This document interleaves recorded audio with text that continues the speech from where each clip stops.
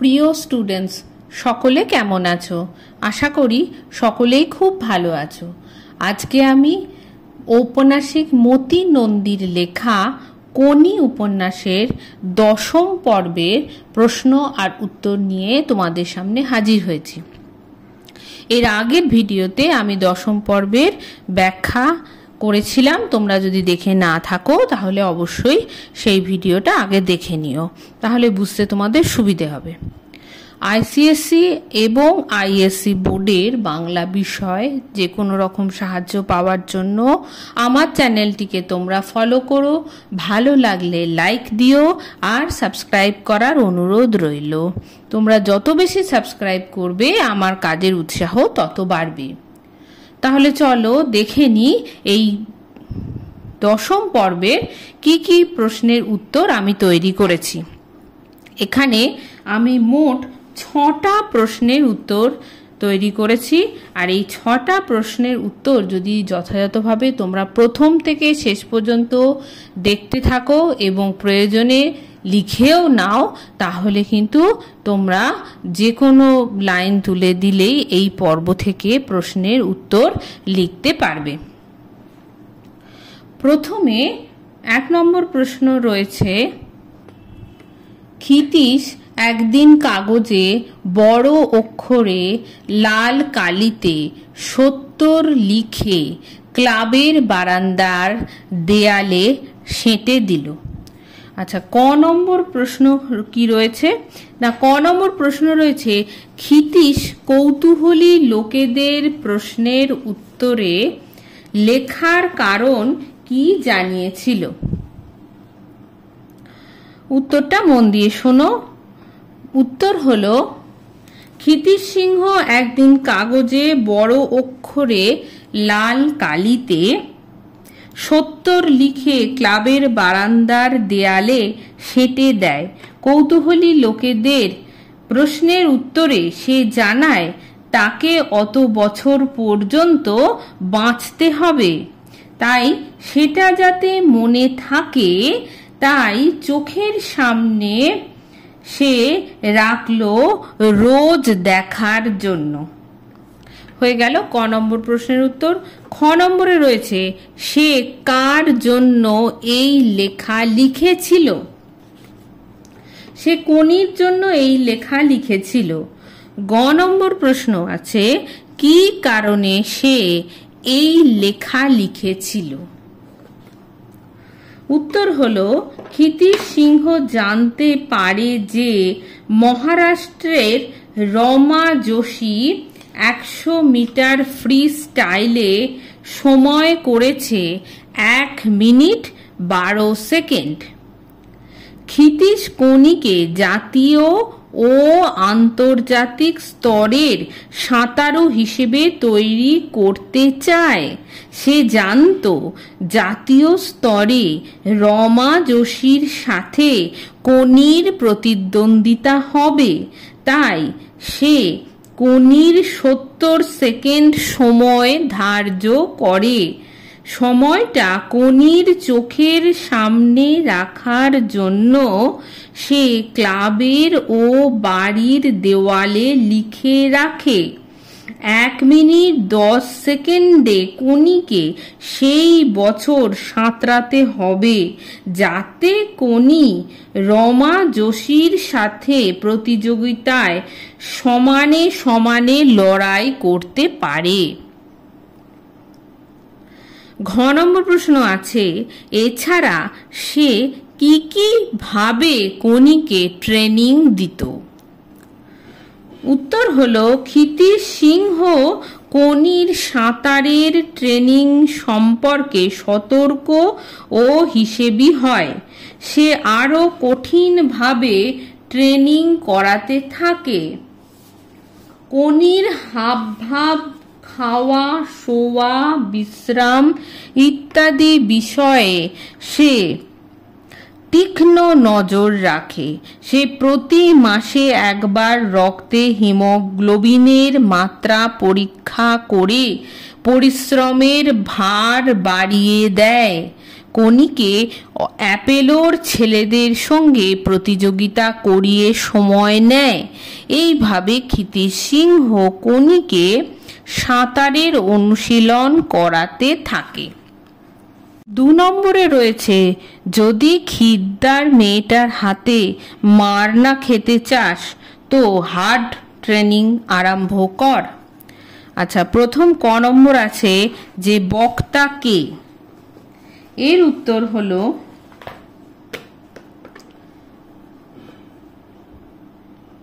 মতিনন্দী রচিত কোনি উপন্যাসে বক্তা হলো জুপিটার ক্লাবের চিফ ট্রেনার হরিচরণ। খ নম্বর আছে, সে কাকে এ কথা বলেছে? সে কথা অমিয়াকে বলেছে। গ নম্বর প্রশ্ন হলো, কোন প্রসঙ্গে বক্তা এ কথা বলেছে? উত্তরটা হলো অ্যাপেলো ক্লাবের সাঁতারের প্রশিক্ষক ক্ষিতীশ সিংহ কনিকে চ্যাম্পিয়ন হিসেবে প্রতিষ্ঠিত করার জন্য দৃঢ় প্রতিজ্ঞ ছিল। সেই কারণে সে কনিকে কঠোরভাবে অনুশীলন করাতে লাগলো। অপরদিকে জুপিটার ক্লাবের হরিচরণ কনির প্রতিদ্বন্দ্বী হিসেবে অমিয়াকে তৈরি করার জন্য অমিয়াকে কঠোরভাবে অনুশীলন করতে বলেছিল। কিন্তু অমিয়া জানায় যে সে এত ট্রেনিং লোড নিতে পারবে না। এই প্রসঙ্গে হরিচরণ অমিয়াকে উপরিউক্ত কথাটি বলেছিল। তাহলে এটা হয়ে গেল গ নম্বর প্রশ্নের উত্তর। চলে আসি ঘ নম্বরে, তার একথা বলার কারণ কি? ক্ষিতীশ সিংহ কনিকে চ্যাম্পিয়ন সাঁতারু হিসেবে প্রতিষ্ঠিত করার জন্য বদ্ধপরিকর ছিল, সে কথা সকলেই জানত। বিশেষত যেহেতু দুটি ক্লাব পাশাপাশি ছিল, তাই হরিচরণরা আন্দাজ করতে পেরেছিল যে কি কঠোর ট্রেনিংয়ের মধ্য দিয়ে ক্ষিতীশ কনিকে প্রস্তুত করাচ্ছে। ক্ষিতীশ সিংহ জুপিটার ক্লাব থেকে বেরিয়ে আসার সময় হরিচরণদের চ্যালেঞ্জ জানিয়েছিল যে সে একজন সফল কোচ হিসেবে নিজেকে প্রতিষ্ঠিত করে দেখাবে ও নিজেকে প্রমাণ করবে। সে একজন চ্যাম্পিয়ন সাঁতারু তৈরি করবে। তাই হরিচরণদের ভয় ছিল যে কনি যদি অমিয়াকে হারাতে পারে সাঁতারের প্রতিযোগিতাতে, তবে ক্ষিতীশ সিংহ চ্যালেঞ্জ জিতে যাবে। অপরদিকে অমিয়া হেরে গেলে সেটা যেমন অমিয়ার ক্ষেত্রে অপমানজনক হবে, তেমনি হরিচরণের ক্ষেত্রেও অপমানজনক হবে। তাই হরিচরণ অমিয়ার ট্রেনিং চার্ট তৈরি করে তাকে কঠোরভাবে অনুশীলন করতে বলেছিল। হয়ে গেল আমার 2 নম্বর প্রশ্নের উত্তর। চলে আসি 3 নম্বরে, তোর আসল লজ্জা জলে, আসল গর্ব জলে। ক নম্বর, বক্তা কে? উত্তরটা মন দিয়ে শোনো। মতিনন্দী রচিত কোনি উপন্যাসে বক্তা হলো সাঁতারের প্রশিক্ষক ক্ষিতীশ সিংহ। খ নম্বর আছে, সে কাকে এ কথা বলেছিল? সে তার শিষ্যা কনিকে এ কথা বলেছিল। গ নম্বর, সে কোন প্রসঙ্গে এ কথা বলেছিল? উত্তর হলো, কনি লীলাবতীর দোকান প্রজাপতিতে কাজ করত। একদিন অমিয়া প্রজাপতিতে ব্লাউজ করতে এসে কনিকে সেখানে কাজ করতে দেখে জিজ্ঞাসা করে যে সে প্রজাপতিতে ঝিয়ের কাজ করে কিনা। এ কথায় কনি দারুণভাবে আহত হয় এবং লজ্জা পায়। দারিদ্র্যের সঙ্গে লড়তে গিয়ে তাকে এ কাজ করতে হচ্ছে। নিরুপায় হয়েই সে এই কাজ করছে। বক্তা এই লজ্জা ঢাকতে তখন অন্য কিছু করতে চায়। তার হাতের লেখাটা খারাপ, তা না হলে সে খাতায় মাপ লেখার কাজ করত। তাই ক্ষিতীশের কাছে আবেদন করে বৌদি অর্থাৎ লীলাবতী যদি তাকে সুযোগ দেয় তবে সে লজ্জার হাত থেকে বাঁচতে পারবে। এ ব্যাপারে ক্ষিতীশ বলে যে কাউন্টারের পাশে বসে খাতায় মাপ লিখে লজ্জা হয়তো খানিকটা জেতা যাবে, কিন্তু সম্পূর্ণ জেতা যাবে না। তাকে ক্ষমতা দিয়ে লজ্জাকে জিততে হবে। ক্ষিতীশ সিংহ এই প্রসঙ্গে উপরিউক্ত কথাটি বলেছিল। আচ্ছা, ঘ নম্বর প্রশ্ন আছে যে কথাটির তাৎপর্য বিশ্লেষণ করো। উত্তর হলো, কনির মতো এক হতদরিদ্র মেয়ে যাকে প্রতি পদে নানা মানুষের কাছে নানাভাবে অপমানিত হতে হয়েছিল, তাই ক্ষিতীশ সিংহ তাকে বলেছিল অন্য কোনো ভাবে কনির পক্ষে অপমানের প্রতিশোধ নেওয়া সম্ভব নয়। কনির ক্ষমতা আছে জলে, তাই জলে সে তার অপমানের জবাব দিতে পারে।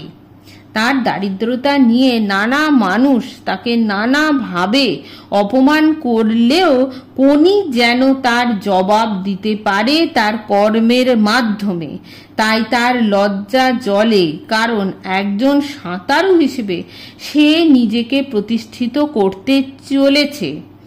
তাই সে যদি জলে কিছু করে দেখাতে না পারে বা জয়লাভ করতে না পারে সেটা তার লজ্জা। অপরদিকে সে যদি জয়লাভ করতে পারে তবে সেটা তার কাছে গর্বের বিষয়, সে তার অপমানের জবাব দিতে পারবে। অপরদিকে দেশের ও দশের মান বাড়াতে পারবে। তাই তার উচিত মন দিয়ে সাঁতারের অনুশীলন করা, সে যেন লক্ষ্য ভ্রষ্ট না হয়ে যায়। আচ্ছা, এটা হয়ে গেল 3 নম্বর প্রশ্নের উত্তর। চলে আসি 4 নম্বরে। দেখো 4 নম্বরে রয়েছে যে প্রশ্ন, সেটা হলো, একদিন সব ঘড়ি ভেঙে চুরমার করে দেবে মানুষ, সময়কে হারিয়ে দেবে মানুষ। প্রথম ক নম্বর প্রশ্ন রেখেছি, বক্তা কে? উত্তর হলো, মতিনন্দী রচিত কোনি উপন্যাসের বক্তা হলো সাঁতারের প্রশিক্ষক ক্ষিতীশ সিংহ। খ নম্বর আছে, সে কাকে কথা বলেছে? সে তার শিষ্যা কোনিকে কথা বলেছে। গ নম্বর আছে, বক্তা কেন সময়কে শত্রু বলেছে? যে কোনো প্রতিযোগিতায় সময় হলো একটি গুরুত্বপূর্ণ মাপকাঠি। খেলোয়াড়দের কাছে সময়কে হারাতে পারা একটি গুরুত্বপূর্ণ বিষয়। খেলোয়াড়রা কতটা কম সময়ে লক্ষ্য পূরণ করতে পারলো তার ওপরে তাদের হার জিত নির্ভর করে। তাই ক্ষিতীশ সিংহ কোনিকে বলেছেন সময় হলো তার প্রধান শত্রু, সময়ের সাথে তার প্রতিযোগিতা। তাই সময়কে জয় করতে হবে ও সময়ের আগে তাকে চলতে হবে। ঘ নম্বর আছে, বক্তব্যটির তাৎপর্য বিশ্লেষণ করো। উত্তর হলো, ক্ষিতীশ সিংহ বলেছেন যে মানুষ নিজের আয়ু বাড়ানোর জন্য ও নিজেদের জীবনযাত্রাকে আরো উন্নত করে তোলার জন্য প্রতিদিন নতুন নতুন বৈজ্ঞানিক আবিষ্কার করে চলেছে। সেখানেও সময়কে হার মানানোর একটি তাগিদ আছে। সে বলেছে, একদিন মানুষ আলোর গতিকে হার মানাবে ও ইচ্ছামতো বয়সকে বাড়াবে। মানুষ জলে, স্থলে, আকাশে অগ্রসর হয়েছে, তা হলো মানুষের মুক্তির চেষ্টা। আরো বেশি করে পৃথিবীতে কাজ করার জন্য, আরো বেশি সময় পৃথিবীতে থাকার জন্য মানুষ সময়ের প্রতিবন্ধকতাকে হারিয়ে দিতে চায়। সময়ের হাত থেকে মানুষ মুক্ত হতে চায়। 5 নম্বরের প্রশ্ন রয়েছে, তাহলে বিরাট একটা অপূর্ণতা ক্ষিতীশের জীবনে যেন রয়ে যাবে, চিরকাল যেন তাকে অতৃপ্ত থেকে যেতে হবে। বা একটা লাইনও তোমরা দিতে পারো যে তাহলে বিরাট একটা অপূর্ণতা ক্ষিতীশের জীবনে রয়ে যাবে। এই একটা লাইন তুলেও প্রশ্ন দিতে পারে। তো এক্ষেত্রে ক নম্বর প্রশ্ন রয়েছে যে কার কথা শুনে ক্ষিতীশের এ কথা মনে হয়েছিল? ধীরেন ঘোষের কথা শুনে ক্ষিতীশের এ কথা মনে হয়েছিল। বা তোমরা আরেকটু বলে দিতে পারো যে মতি নন্দী রচিত কোনি উপন্যাসে জুপিটার ক্লাবের একজন সদস্য ধীরেন ঘোষ, তার কথা শুনে ক্ষিতীশের এ কথা মনে হয়েছে। সে কি কথা ক্ষিতীশকে বলেছিল? ধীরেন ঘোষ ক্ষিতীশকে বলেছিল যে অমিয়া সেই বছরই ধীরেন ঘোষ ক্ষিতীশকে বলেছিল যে অমিয়ার সেই বছরই লাস্ট সিজন, তার বিয়ে ঠিক হয়ে গেছে, বিয়ের পর অমিয়া সুদূর কানাডায় চলে যাবে, তাই কোনির পক্ষে অমিয়াকে হারানো আর সম্ভব হবে না। আচ্ছা, এরপরে গ নম্বর আছে কি কারণে তার মনে এই অপূর্ণতা সৃষ্টি হয়? এখানে তার বলতে ক্ষিতীশ সিংহের কথাই বলা হয়েছে। উত্তরটা হলো ক্ষিতীশ সিংহ যখন কোনিকে সবে ট্রেনিং দিতে শুরু করেছিল তখন অমিয়া একদিন ক্ষিতীশদের শুনিয়ে বলেছিল যে মেয়েটা যদি তার সঙ্গে প্রতিযোগিতায় নামে তবে তার পা ধোয়া জল মেয়েটাকে খেতে হবে। ক্ষিতীশ সিংহ বিশ্বাস করত যে অপমানের জবাব দেওয়া যায় কাজের মাধ্যমে, কথার মাধ্যমে নয়। তাই তিনি কোনিকে এমন ভাবে তৈরি করেছিলেন যে সে যেন অমিয়াকে হারাতে পারে প্রতিযোগিতায়। এখন যখন তিনি শুনলেন অমিয়ার এটাই লাস্ট সিজন, তখন সে ভাবলো কোনি পরবর্তীকালে যতই উন্নতি করুক না কেন অমিয়াকে যদি হারাতে না পারে তবে একটি অপূর্ণতা থেকে যাবে, তাকে ও কোনিকে করা অপমানের জবাব দেওয়া যাবে না। সেই জন্য এ কথা ক্ষিতীশ সিংহের মনে হয়েছিল। আচ্ছা, ঘ নম্বর আছে এরপর ক্ষিতীশ কি সিদ্ধান্ত নেয়? উত্তর হলো এর পূর্বে ক্ষিতীশ সিংহ সিদ্ধান্ত নিয়েছিল কোনিকে সেই বছর প্রতিযোগিতায় নামাবে না, কিন্তু অমিয়ার সাঁতারের সেই বছরই শেষ সিজন শুনে ক্ষিতীশ সিংহ নিজের সিদ্ধান্ত পরিবর্তন করেছিল। সে জানায় যে কোনিকে সে প্রতিযোগিতায় নামিয়ে দেখতে চায় যে বেঙ্গল চ্যাম্পিয়নের থেকে কোনি কত পেছনে রয়েছে। প্রকৃতপক্ষে অমিয়া কোনিকে যে অপমান করেছিল তার প্রতিশোধ নিতে চায় ক্ষিতীশ সিংহ। চলে আসি 6 নম্বরে, নকুল মুকুর্জের ঠোঁট বিদ্রুপে মুচড়ে উঠল। এখানে ক নম্বর প্রশ্ন আছে নকুল মুখুজ্জে কে? উত্তর হলো মতি নন্দী রচিত কোনি উপন্যাসে অ্যাপেলো ক্লাবের ভাইস প্রেসিডেন্ট নকুল মুখুজ্জে। খ নম্বর তার ঠোঁট মুচড়ে ওঠার কারণ কি?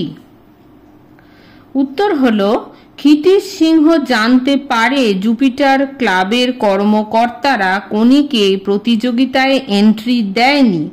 তারা বুঝতে পারে কোনি প্রতিযোগিতায় অংশগ্রহণ করলে তাদের ক্লাবের অমিয়াকে হারিয়ে দেবে, তাই তারা হীন ষড়যন্ত্র করে কোনিকে প্রতিযোগিতা থেকে বাদ দেয়। তারা নাম অন্তর্ভুক্তি করার শেষ তারিখ না জানালেও তারা জানায় শেষ তারিখ পেরিয়ে গেছে। ক্ষিতীশ সিংহ এর বিরুদ্ধে প্রোটেস্ট ইনজাংশন দিতে বলে। এছাড়াও সে জানায় এটি নৈতিকতার প্রশ্ন। তখন নকুল মুখুজ্জে ঠোঁট মুচড়ে জানায় যে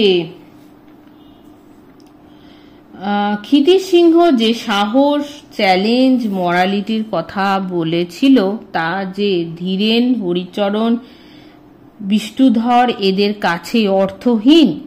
ওই কথাগুলো তাদের কাছে কোনো কোনো অর্থই রাখে না। তারা যে কোনো উপায় শুধুমাত্র নিজেদের স্বার্থসিদ্ধি করে, এটি তাদের একমাত্র লক্ষ্য। সেটা জানে বলেই নকুল মুখুজ্জের ঠোঁট বিদ্রুপে মুচড়ে ওঠে। আচ্ছা, এরপরে চলে যাই আমরা গ নম্বর প্রশ্নতে। এরপর সে বিষ্ণুধরকে কি বলেছিল? ক্ষিতীশ সিংহ জানায় যে ক্লাবের সঙ্গে ক্লাবের প্রতিদ্বন্দ্বিতা থাকতে পারে, শত্রুতাও থাকতে পারে, কিন্তু তার প্রভাব কখনোই সুইমারদের ওপর পড়া উচিত নয়। এরকম করার অধিকার ক্লাব কর্তৃপক্ষের নেই। কনিকে বাদ দিয়ে জুপিটারের কর্তারা তাই তাদের অপদার্থতার পরিচয় দিয়েছে বলেই ক্ষিতীশের অভিযোগ। এই স্বেচ্ছাচারের প্রতিবাদে বিষ্ণুধর জানায় যে সে একটা ডিমনস্ট্রেশন করবে জুপিটারের সামনে ও বিনোদ ভরের বাড়ির সামনে মিছিল করবে। কিন্তু নকুল মুখুজ্জে জানায় এই কাজ করে কোনো ফল হবে না, কারণ ওই কাজ করার অনেক ঝামেলা। তাছাড়া ভোট হতেও তখন অনেক দেরি, ততদিনে লোকে এই ঘটনা ভুলে যাবে। বরং এতে জুপিটার ক্লাবের প্রচার হবে, তাদের ইজ্জত একটুও কমবে না। এই কথা বলে নকুল মুখুজ্জে বিষ্ণুধরকে দমিয়ে দিয়েছিল। এটা হয়ে গেল আমার সবকটা প্রশ্নের উত্তর, মানে 6টা প্রশ্নের উত্তর। তবে উপন্যাসটা যথারীতি খুব ভালোভাবেই তোমরা পড়বে, তাহলে যে কোনো লাইন তুলে দিলেই এই প্রশ্নের উত্তর লিখতে পারবে তোমরা।